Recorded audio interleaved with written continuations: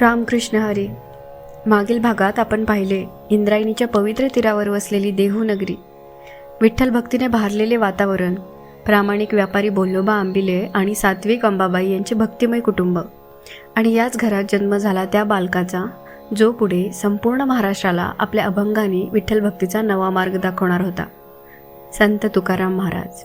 लहानपणापासूनच तुकारामांच्या मनात दया, करुणा आणि विठ्ठलावरील निस्सीम प्रेम रुजले होते. त्यांच्या आयुष्याची सुरुवात जणू आनंद, प्रेम आणि भक्तीने भरलेली होती. पण नियतीने त्यांच्यासाठी काही वेगळेच लिहून ठेवले होते. कधी विचार केला आहे का? एक सुखी, संपन्न आणि भक्तिमय कुटुंब काही वर्षातच दुःखाच्या अथांग सागरात कसे बुडाले. एक यशस्वी व्यापारी सर्वस्व गमावून विरक्त कसा झाला आणि ज्याच्या आयुष्यात एकामागून एक संकटे आली, त्याच संकटांनी एका सामान्य माणसाला जगद्गुरू संत तुकाराम महाराज कसे घडवले. ही कथा आहे अशा प्रवासाची, जिथे प्रत्येक अश्रूने एक अभंग जन्माला घातला, प्रत्येक दुःखाने भक्ती अधिक गहिरी केली आणि प्रत्येक संकटाने एका संताचा जन्म घडवला.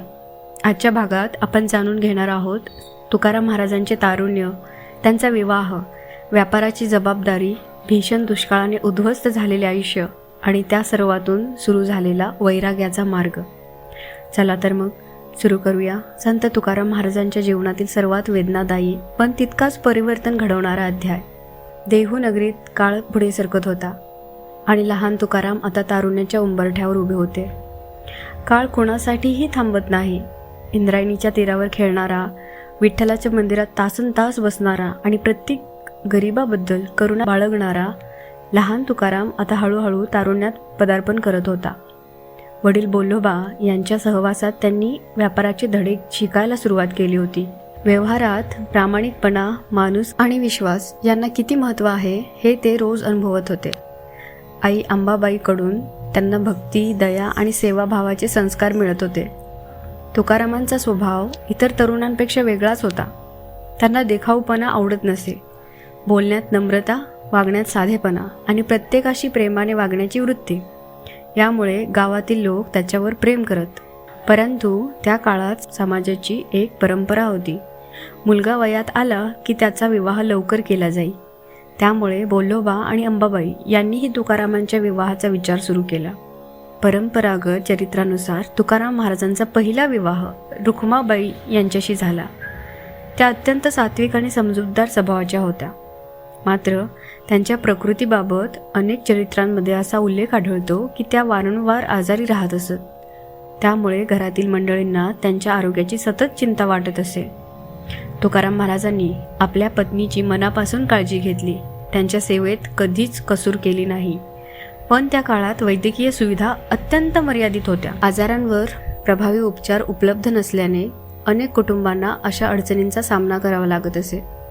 याच काळात कुटुंबांची परंपरा आणि सामाजिक परिस्थिती लक्षात घेऊन तुकाराम महाराजांचा दुसरा विवाह जिजाबाई यांच्याशी झाला.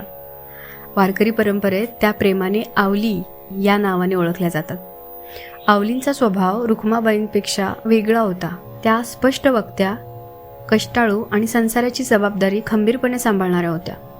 त्यांना घर व्यवस्थित चालावे, व्यापार वाढावा आणि कुटुंब सुखात राहावे अशी मनापासून इच्छा होती. पुढे संत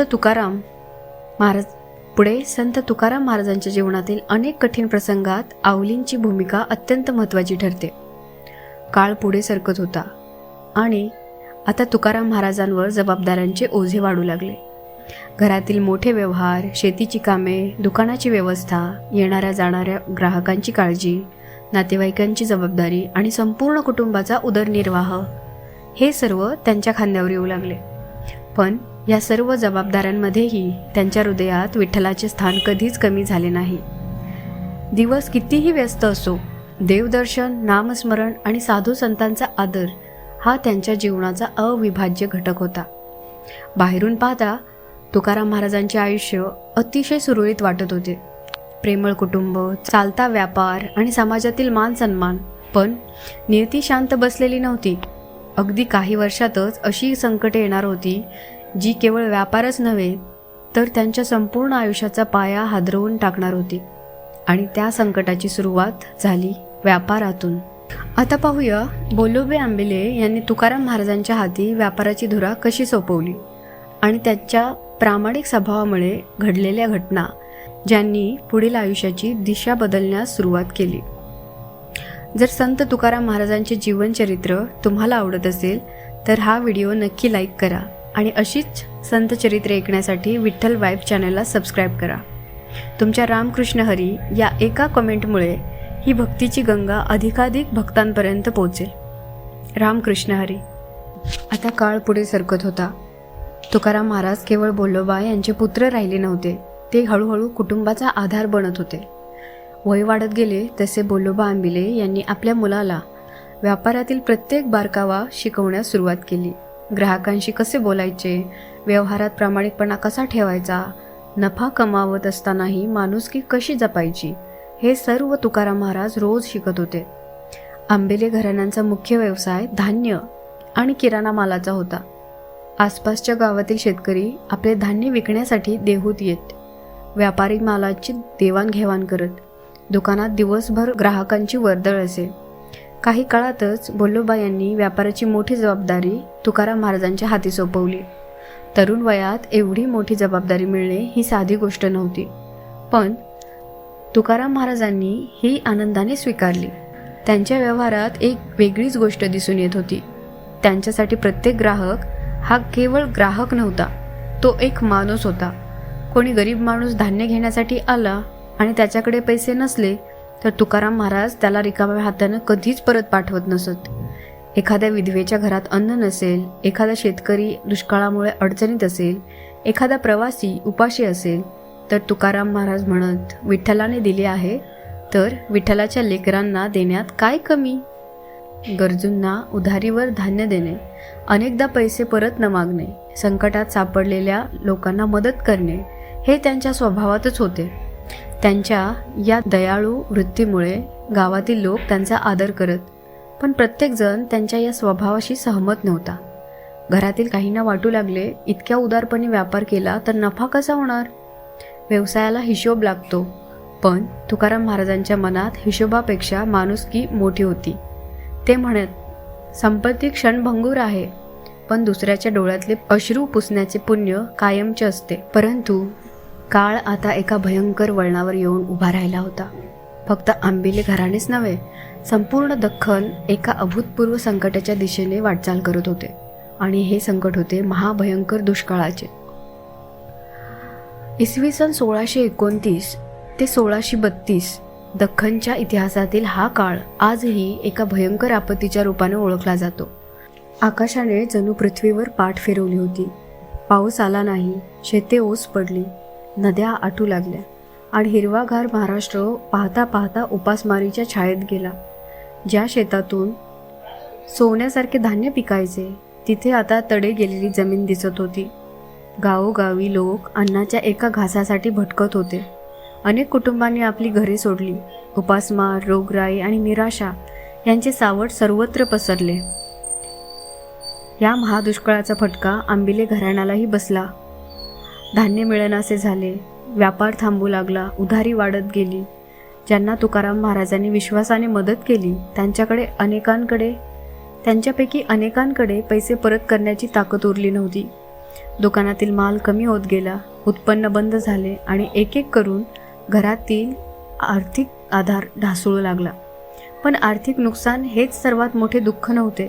या कठीण काळात तुकाराम महाराजांच्या जीवनावर वैयक्तिक दुःखाचे डोंगर कोसळले. परंपरागत चरित्रानुसार या काळात त्यांच्या वडिलांचे बोलोबा यांचे निधन झाले. थोड्याच अवधीत त्यांच्या आई अंबाबाईही या जगाचा निरोप घेऊन गेल्या.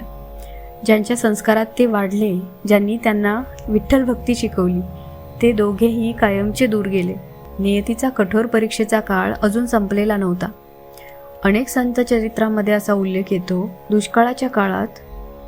या दुष्काळाच्या काळात त्यांची पहिली पत्नी रुखमाबाई आणि त्यांचा एक मुलगाही उपासमार व आजारपणामुळे दगावला. इतिहासातील काही तपशिलांबाबत अभ्यासकांमध्ये मतभेद असले तरी तुकाराम महाराजांच्या आयुष्यात या काळात मोठ्या कौटुंबिक दुःखांचा डोंगर कोसळला याबाबत सर्वसाधारण सहमती आहे. एका माणसाच्या आयुष्यात किती दुःखे एकाच वेळी येऊ शकतात याची जणू ही परीक्षा होती. व्यापार गेला, संपत्ती गेली, आईवडील गेले, पत्नी आणि लेकराचाही विरह सहन करावा लागला. ज्यांच्या घरात एकेकाळी आनंद नांदत होता त्या घरात आता शांतता नव्हती. होता फक्त दुःखाचा आवाज आणि मनाला छेद देणारा एकच प्रश्न, हे सर्व माझ्याच वाट्याला का? या प्रश्नाचे उत्तर शोधताना तुकाराम महाराजांच्या अंतःकरणात एक नवा प्रवास सुरू झाला. तो संसारापासून दूर जाण्याचा नव्हता, तर सत्य, भक्ती आणि परमेश्वराच्या शोधाचा होता. आणि इथूनच सुरू झाली त्यांच्या वैराग्याची पहिली पायरी. मनुष्याच्या आयुष्यात काही प्रसंग असे येतात जे त्याला पूर्णपणे बदलून टाकतात. तुकाराम महाराजांच्या आयुष्यातही असा एक काळ आला होता. एकामागून एक संकटे, व्यापाराचे नुकसान, आईवडिलांचा विरह, पत्नी आणि लेकराचा मृत्यू, या सर्वांनी त्यांचे अंतःकरण अक्षरशः विदीर्ण झाले होते. पूर्वी गजबजलेले दुकान आता ओस पडले होते. घरात माणसे होती पण मनात एकटेपणा होता. भोवती संसार होता पण मनाला त्यात काहीच रस उरला नव्हता. रात्र झाली की झोप येत नसे. मनात एकच प्रश्न घुमत राहायचा, जीवनाचा खरा अर्थ काय आहे? माणूस इतके कष्ट करतो पण एका क्षणात सर्व काही नष्ट होऊ शकते. मग कायमचे टिकणारे नेमके काय आहे? या प्रश्नांची उत्तरे त्यांना बाजारपेठेत सापडत नव्हती, व्यवहारात सापडत नव्हती, संपत्तीत तर अजिबात सापडत नव्हती. त्यांचे मन हळूहळू शांततेच्या शोधात निघाले. देहू गावाजवळील भंडारा डोंगर त्यांना खुणावू लागला. डोंगरावरची शांतता, निसर्गाचे सानिध्य आणि एकांत, या सर्वांमध्ये त्यांना एक वेगळीच ओढ जाणवू लागली. परंपरेनुसार तुकाराम महाराज अनेकदा भंडारा डोंगरावर जाऊन एकांतात बसत, हातात भगवद्गीता, ज्ञानेश्वरी, एकनाथी भागवत यांसारख्या ग्रंथांचे चिंतन करत आणि विठ्ठलाच्या नामस्मरणात तासनतास लीन होत असत. त्यांच्या मनात आता एक संघर्ष सुरू झाला होता. एक बाजू म्हणत होती, तू संसाराची जबाबदारी सांभाळ, हेच तुझे कर्तव्य आहे. तर दुसरी बाजू हळूच कुजबुजत होती, या दुःखाच्या पलीकडे काहीतरी आहे. विठ्ठल तुला एका वेगळ्या मार्गावर बोलावत आहे. हा संघर्ष दिवसेंदिवस अधिक गहिरा होत गेला. आवलींना वाटत असे की तुकाराम महाराजांनी पुन्हा व्यापार उभा करावा, घर सांभाळावे आणि पूर्वीसारखे आयुष्य जगावे. त्यांची भावना चुकीची नव्हती, कारण घर चालवण्याची जबाबदारी ही तितकीच महत्त्वाची होती. परंतु तुकाराम महाराजांच्या अंतःकरणात आता एक वेगळी ज्वाला प्रज्वलित झाली होती. त्यांच्या ओठांवर विठ्ठलाचे नाव अधिकाधिक येऊ लागले. डोळ्यातून अश्रू वाहत, हृदयातून आर्त प्रार्थना उमटत, मनात एकच ध्यास निर्माण झाला, हे विठ्ठला, मला तुझा खरा मार्ग दाखव. याच अंतर्मनातील वेदनेतून, याच वैराग्यातून एक दिवस जन्म घेणार होते ते अमर अभंग, जे आजही लाखो वारकऱ्यांच्या ओठांवर जिवंत आहेत. पण तुकाराम महाराजांना हा आध्यात्मिक मार्ग नेमका कसा सापडला, त्यांना गुरूंचा आशीर्वाद कसा लाभला आणि त्यांच्या मुखातून पहिला अभंग कसा प्रकट झाला, याच रोमांचकारी प्रवासाची सुरुवात आपण पाहणार आहोत पुढील भागात. तोपर्यंत मुखी राहू द्या विठ्ठलाचे नाम, हृदयी ठेवू या संत तुकारामांचा आदर्श. पुन्हा भेटूया पुढील भागात. तोपर्यंत रामकृष्ण हरी.